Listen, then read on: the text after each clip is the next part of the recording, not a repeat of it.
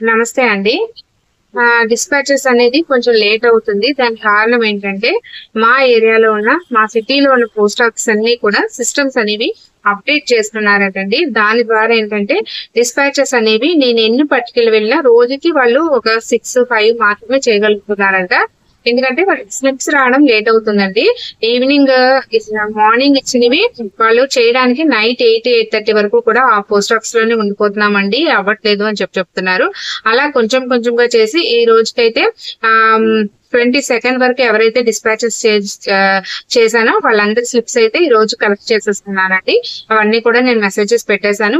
ఇదిగోండి స్లిప్స్ అన్ని వచ్చేసాయి. ఇవన్నీ కూడా నేను ఇప్పుడు పిన్ చేసేసి డిస్పాచ్ అని చెప్పేసి మీకు మెసేజ్ పెడతాను.